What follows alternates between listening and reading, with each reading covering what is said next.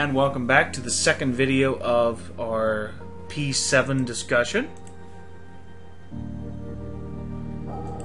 which we're still looking at rational expressions. Now we're going to be dealing with multiplying and dividing them. This should actually be very familiar if you have multiplied or divided any type of fractions recently. Most of the same rules still apply. If you want to multiply fractions, you really should simplify first. You may remember from back when we were doing things like 3/5 times 10/21. It was always good to simplify first.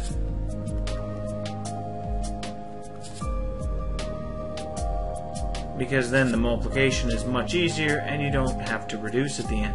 2/7 would be your answer. The same basic concept still applies.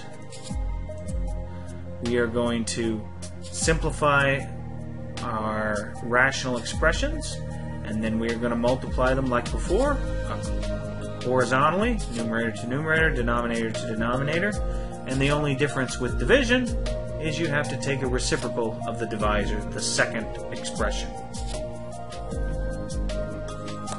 That's enough said as far as the theory. Let's look at some examples. The first example we're going to look at is exercise 34 here. This is another problem somewhat like the last one we looked at in the previous video.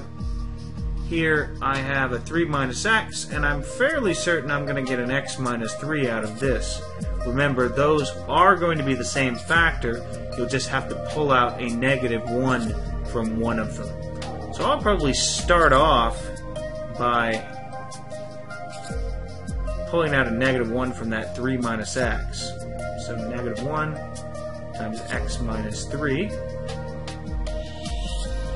over,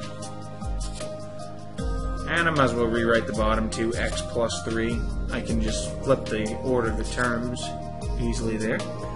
And then I've got to factor these two expressions. I think it'll be fairly easy because they both have a -3, just the slightly different middle term. I can use the shortcut on both of these. In this case, the 3 needs to be positive and the 1 needs to be negative. So this will be x plus 3, x minus 1. And in the one on the bottom, the 3 would have to be negative. So you'd have x minus 3, x plus 1. And then we reduce common factors.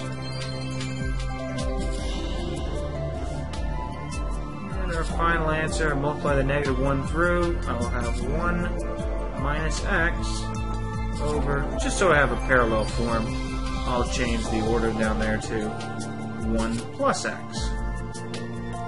It would be fine to write 1 minus x over x plus 1, or negative x plus 1 over x plus 1, or negative x plus 1 over 1 plus x. All of them should be accepted if you're doing a similar problem in WebAssign. Only difference here is just the factoring is a little bit more involved, but honestly not much. Don't really be confused with the multiple variables. This is still going to factor as if this were 2x and 1. As the factoring pair of 1, because it's 1y squared, that adds to get 2 is just 1 and 1, so this will be x plus y times x plus y. The denominator there is a difference of squares, so it's going to factor to x plus y times x minus y. Might as well get a jump on the reducing work. Times, let's see here, 2x and x. And here I have to have y and y. So the only question is where the signs go, because I have to have a positive and a negative. And you can still do this by grouping, but I think I ought to be able to figure this out. So the outer multiplication would be 2xy, and the inner multiplication would be xy. Now I need a negative xy in the center, so I need the 2 to be negative and the xy to be positive. So if I want the outers to be negative, then I need a negative right here, and the inners, I need a positive right here.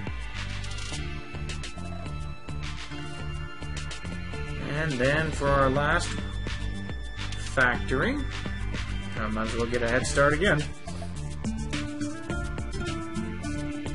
What have we got? X and X, and I need a factoring pair of -2, so 2 and 1, and the 2 would have to be negative because it has to add to be a -1. Factoring pair of -2 that adds to be -1. So x minus 2, x plus, x minus 2y, I'm sorry, x minus 2y, x plus y. So I get to reduce away one more x plus y, and I think that'll finish me. My final answer is 2x plus y over x minus 2y.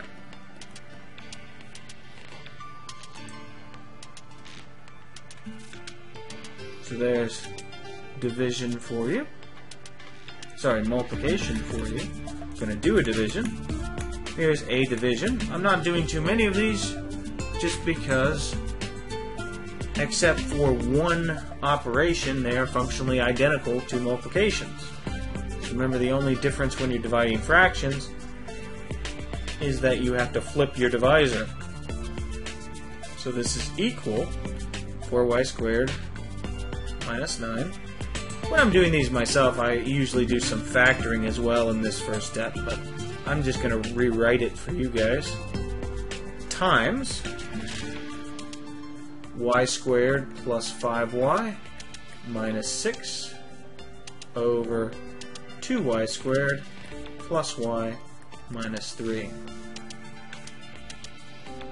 Let's do some factoring. That's a difference of squares. 2y plus 3, 2y minus 3 times, factor the other easy one, need a factoring pair of 6 that, -6 that adds to be 5. They have to have different signs, so it's not 2 and 3. They have a subtraction of 1. It has to be 1 and 6.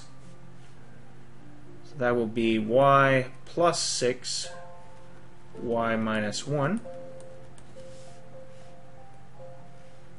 On the bottom there, I think I probably better work that one out. 2 times -18 is -36. Need a factoring pair. Subtracts to be 9, so they need to be closer together. 3 definitely goes into 36. That would be 3 and 12. Oh, and that works just fine. The 12 has to be positive. So this is 2y squared plus 12y minus 3y minus 18, which factor out of 2y, you get y plus 6 minus 3 times y plus 6. So the bottom is going to be y plus 6 times 2y minus 3. Well,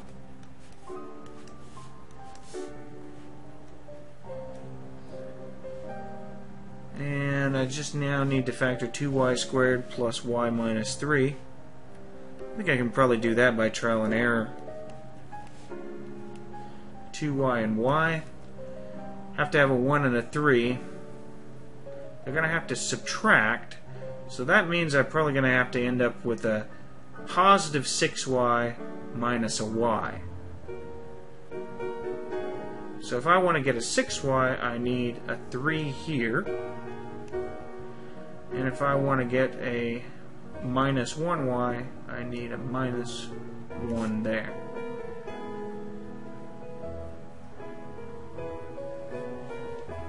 I think that'll finish the problem because I don't see anything else that will reduce.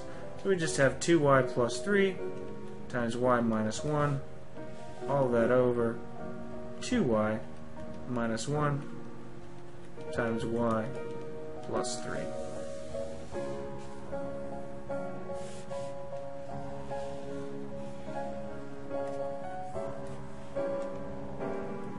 So at this point we've talked about addition, we've talked about multiplication, we've talked about division. Now it's time to talk about addition and subtraction sum. When you're adding and subtracting numeric fractions, the first thing you always have to do is find the least common denominator. No different here. Still got to find a least common denominator among all our rational expressions.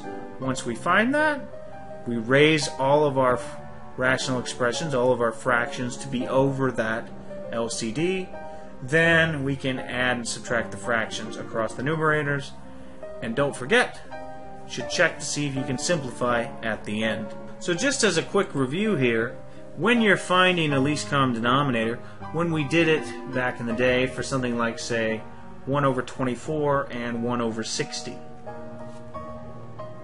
To find the least common denominator, you can work up the multiples of a number, but in case you ever have a large set of numbers you have to find an LCD for, that's really inefficient. The fastest way to find a least common denominator is to factor everything down.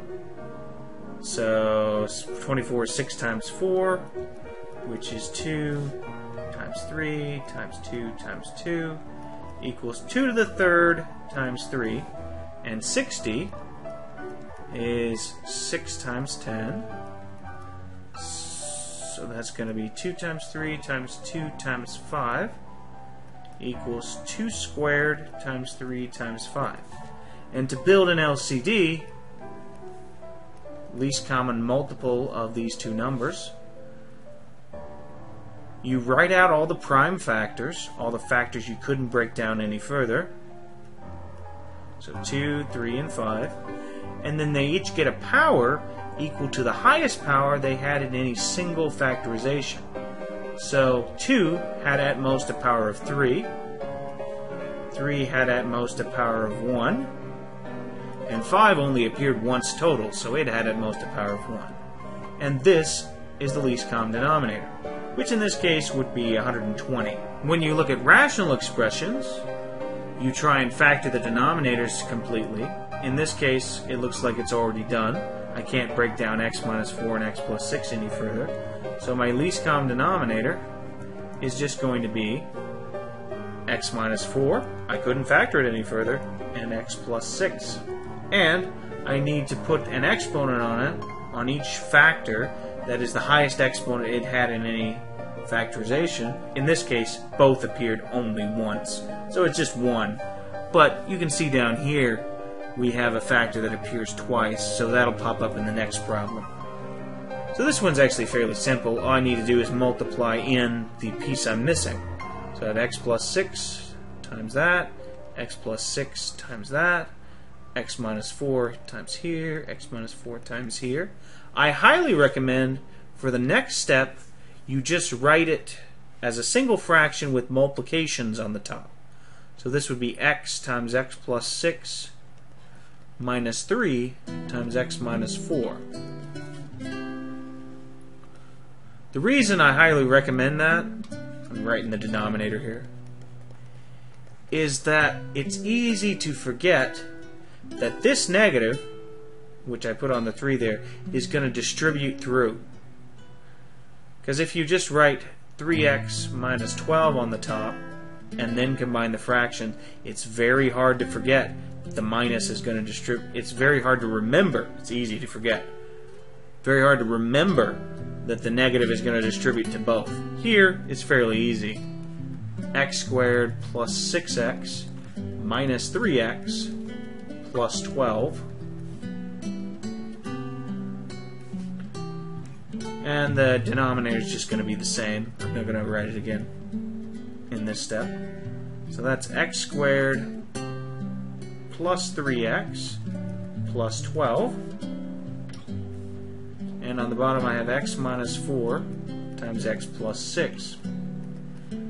I don't think this will factor. Only factoring pairs of 12 are 2 and 6, 1 and 12, and 3 and 4, and none of them add to be 3. The reason I'm checking is because I want to make sure the fraction doesn't reduce at the end. Because if this had factored and I would have had an x minus 4 or an x plus 6, I still would have had to combine, I still would have had to reduce. But it didn't reduce, so this is my final answer.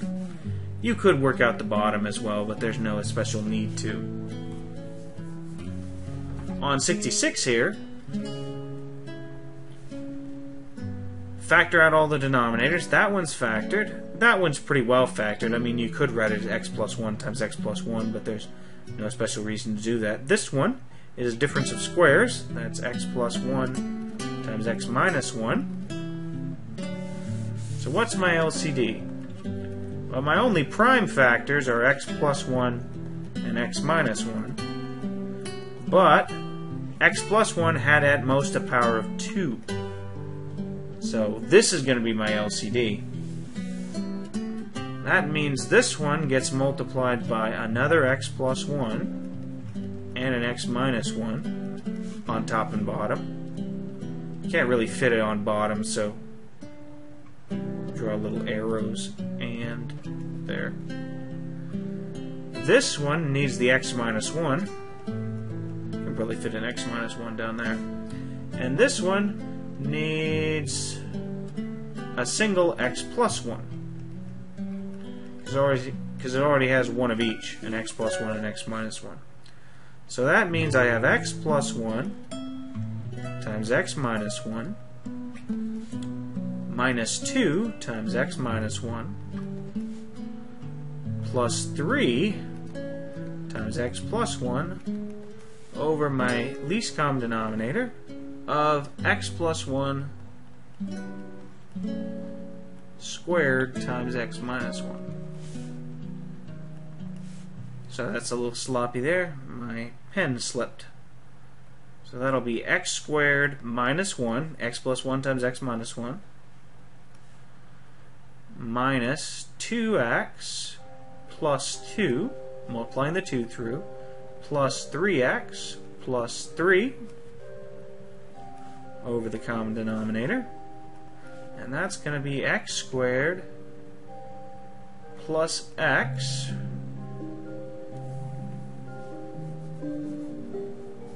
minus 2x plus 3x, and then minus 1 plus 3 plus 2. So that'll be plus 4, I think. Yeah, plus 4. Again, that's not going to factor, so I'll have to stay with what I have. X plus 1 squared x minus 1. This last problem is just yet another exercise to remind you to look carefully at factors to make sure they're not negatives of each other. Because this one will take a long time if you fail to notice that x minus 2 and 2 minus x are the same factor, just off by a negative. This has opposite signs of that. So instead of getting an LCD, that would be x minus 2 times 2 minus x, multiplying the missing piece into both and combining and then reducing at the end.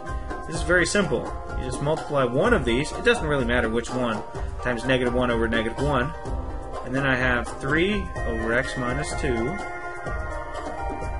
I'll take this negative 1 times that one, plus 2 over x minus 2, and then this is just 5 over x minus 2. Very short, if you recognize that. Otherwise, you have to go through the whole process. It takes much longer. That's going to be all for this video. For the last video for P7, we will look at simplifying complex fractions and maybe do some rationalizing of denominators.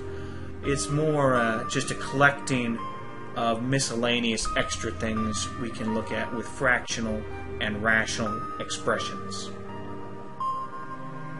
So that's what we will look at in the next video. I will talk to you then.